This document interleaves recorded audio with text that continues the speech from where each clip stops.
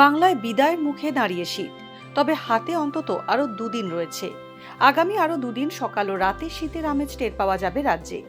তবে উইকেন্ডে বদলাবে ছবি। সর্বনিম্ন তাপমাত্রা স্বাভাবিকের তুলনায় 2 থেকে 3 ডিগ্রি সেলসিয়াস পর্যন্ত বাড়তে পারে।